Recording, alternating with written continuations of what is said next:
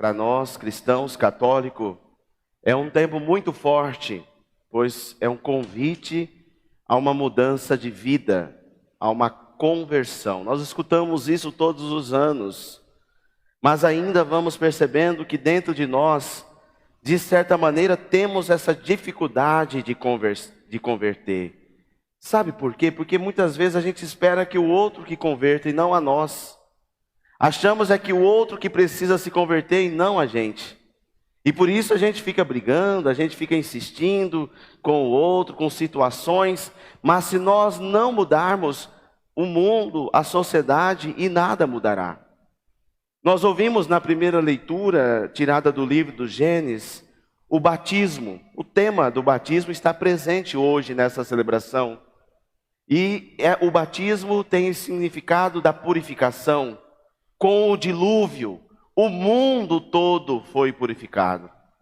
Não porque Deus castigou, mas porque houve a necessidade de purificar a humanidade e fazer com essa humanidade uma nova aliança, um pacto, um compromisso, no símbolo do arco-íris que liga Deus e a humanidade. Claro que Deus sempre fiel à sua aliança. Nós, muitas vezes, não respondemos a essa fidelidade. E por isso ainda continua a acontecer dilúvios nas nossas vidas. Os dilúvios estão presentes não porque Deus está nos castigando, porque nós não respondemos com fidelidade à aliança de Deus. Este livro é muito interessante, essa leitura é bom que a gente reforça a nossa amizade com Deus. Aquele que é fiel com Deus não tem dilúvio. E os dilúvios ainda continuam a acontecer, mas não é porque Deus quer. De vez em quando nós escutamos, Deus quer assim, Deus quis assim. Não. As nossas escolhas nos levam a ter consequências. E as consequências nem sempre são boas. Não porque Deus quer, mas porque nós queremos. Por isso que São Pedro, na segunda leitura, nos traz novamente a imagem do dilúvio, para poder dizer que nosso corpo foi lavado, foi purificado no sangue que Jesus derramou na cruz, e que agora não haverá mais nenhum outro sacrifício. Mas para nós, é preciso que nós nos convertemos e que nós mudemos a nossa vida. As palavras de hoje, ditas por Jesus no Evangelho, são as mesmas que nós ouvimos na quarta-feira de cinza. Convertei-vos e crede no Evangelho. A conversão nos leva à crença. Crer não é apenas repetir. Crer é ter uma atitude coerente com atos e com ações. Às vezes nós somos bons religiosos, mas não praticamos o que rezamos. E hoje o reino de Deus, para ser construído no meio de nós, ele precisa estar acompanhado com os nossos atos, com as nossas ações. Naquilo que a campanha da fraternidade deste ano nos convida, a exercermos um diálogo, um compromisso de amor, que gera e faz com que nós assumamos atitudes de construção de paz, num mundo tão dividido, dilacerado, por divisões, por morte, por guerras, por misérias. Somos, homens e mulheres, instrumentos da paz. É preciso que nós, de fato, voltemos para o Senhor, como nos lembrava o profeta Joel, do quarta-feira de cinza, com o nosso coração, abrindo o nosso coração, rasgando o nosso coração, e não apenas as nossas vestes. A oração, o jejum e a esmola são os exercícios necessários para que tenhamos uma boa e uma santa quaresma. A quaresma, 40 dias. Jesus também, após o seu batismo, foi colocado no deserto. E no deserto ali foi tentado. O evangelista Marcos não destaca quais foram as tentações, mas Jesus foi tentado. A diferença é que Jesus resistiu. Nós, muitas vezes, no deserto da nossa vida, não temos coragem de resistir às tentações. Sabe por quê? Porque nos falta fé. A fé é algo necessário para nós crermos que tudo aquilo que estamos vivendo e ou passando não é um castigo, não é simplesmente uma tribulação, mas que se faz necessário para a purificação da nossa vida. Talvez nós queremos ir para a glória de Deus, queremos ir para a ressurreição, queremos ir para a vida eterna, mas não queremos passar pela cruz. Há muitas pessoas que querem a glória, mas não querem a cruz. E a cruz é o significado de não abandono, mas de um ato de amor. Assim como o dilúvio, também a cruz, elas foram necessários para que a humanidade se convertesse. Passa-se anos e entra anos, e a humanidade ainda continua a desviar o seu olhar de Jesus. Nós somos muito incoerentes. Quando é que nós percebemos que somos incoerentes e que estamos quebrando a aliança que Deus fez conosco? Quando nós olhamos para este mundo e vamos percebendo tanta desigualdade, falta de humanização, falta de cuidado com a casa comum, falta de cuidado com a vida. Quando percebemos isso, é sinal que rompemos e quebramos a aliança, que não estamos sendo regenerados em Cristo. O batismo nos traz a vida nova. Pelo batismo nós participamos da vida nova que Cristo nos dá. Somos coerentes com o nosso batismo? Estamos produzindo na nossa vida de comunidade, na nossa vida familiar, na vida social, frutos verdadeiros que o batismo produz? Ou ainda estamos sentados na nossa própria história, olhando ao redor, dizendo, é fulano que tem que mudar, é o ciclano que tem que mudar? Eu não. Todo mundo é errado, menos eu. Deus é o culpado, menos eu. Olha, o batismo hoje, a celebração, que perpassa pelo tema batismo, que é a mesma coisa de purificação, deve nos ajudar a voltarmos para a nossa casa. E nesse tempo de deserto, vivemos de fato essa obediência. Obediência é a mesma coisa de que escutar. Escutar o que Deus tem para nós, o que Deus espera de nós. Nós cantávamos no Salmo responsorial, bondade e amor, verdade e amor são os caminhos do Senhor. Sabe, se nós busquemos o Senhor, Ele mostra para nós os caminhos, e fazei-nos conhecer a vossa estrada. Mas é preciso que nós sejamos obedientes. Por que falta fé para nós? Porque nós ouvimos outras coisas, nós ouvimos outras vozes. Todo mundo fala para nós e nós escutamos. Mas não somos capazes de entrar na vida e fazer esse retiro, um retiro necessário para escutar Deus. Ah, padre, mas eu trabalho, eu tenho a minha família, como é que eu vou para um lugar, para um templo, para um santuário, para um mosteiro para fazer retiro? Não, precisamos aprender a fazer retiro na vida. Precisamos fazer dos pequenos acontecimentos que vão surgindo na nossa vida, oportunidade para nos encontrarmos com Deus.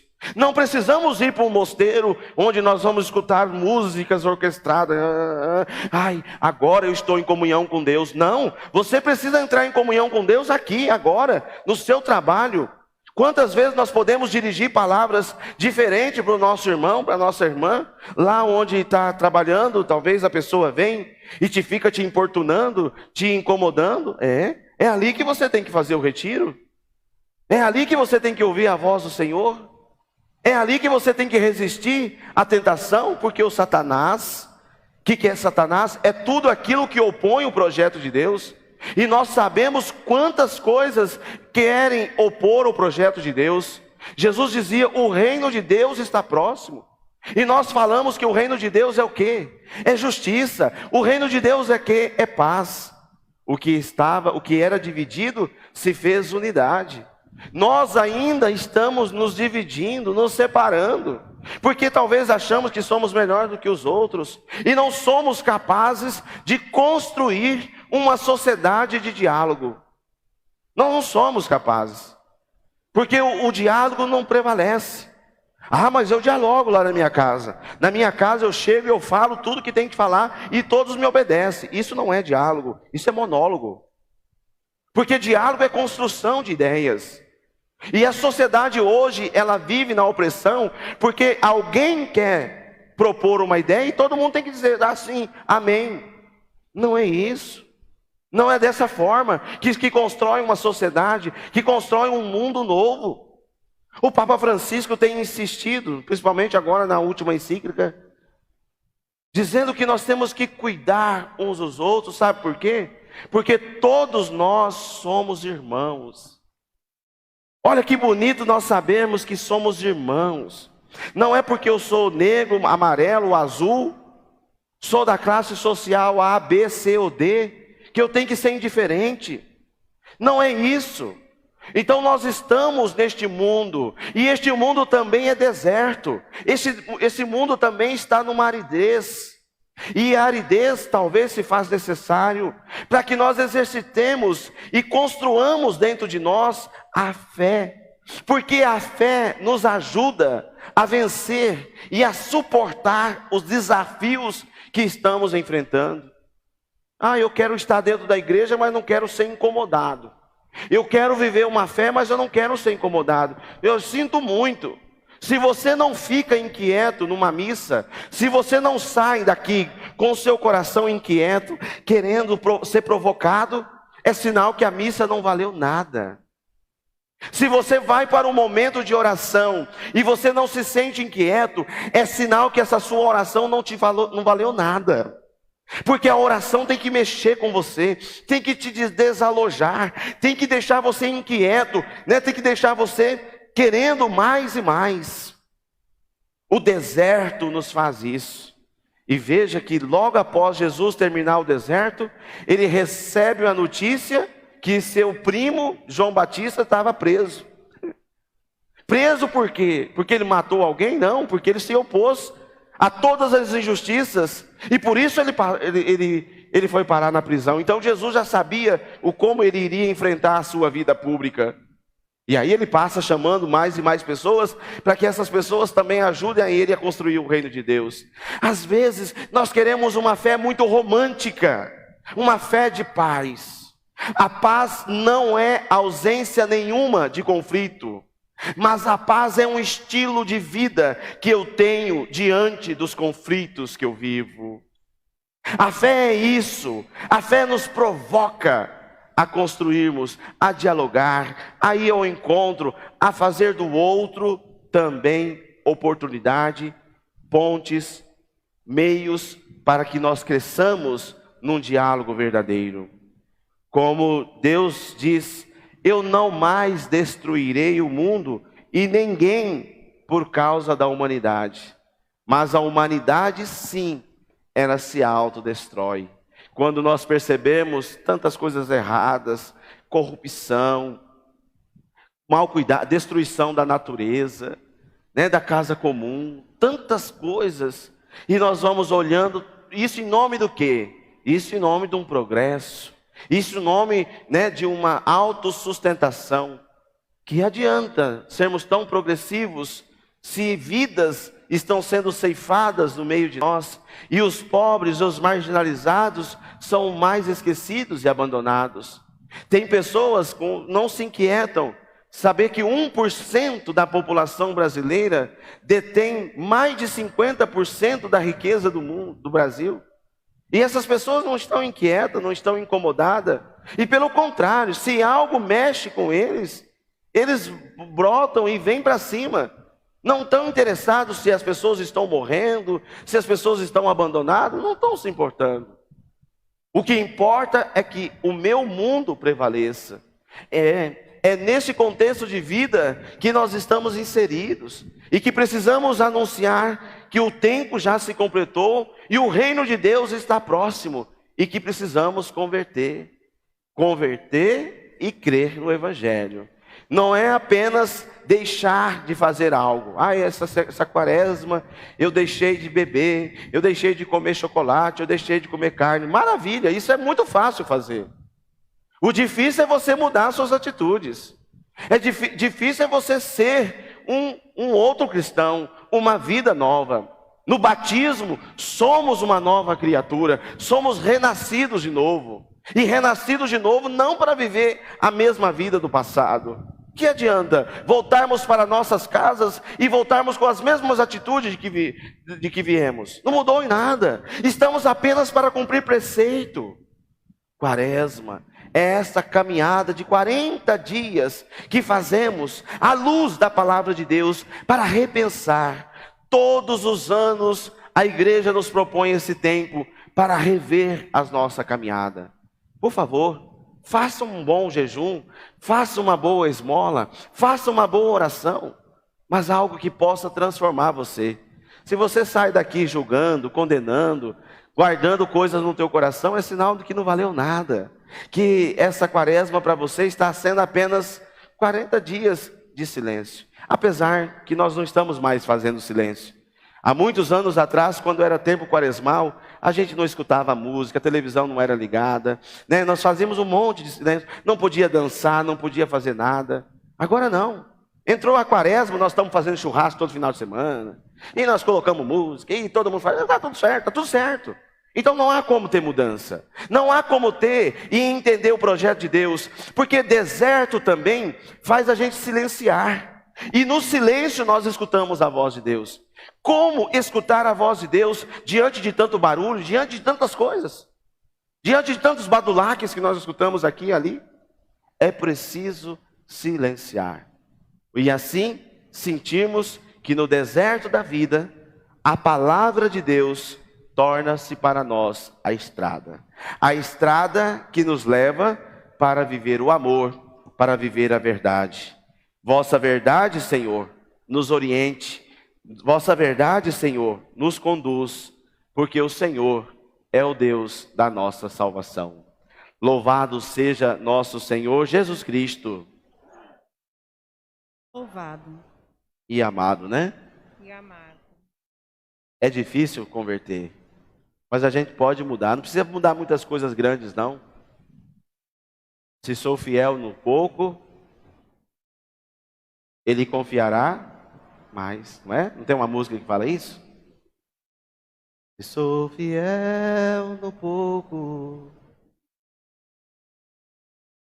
se sou fiel no pouco, meus passos.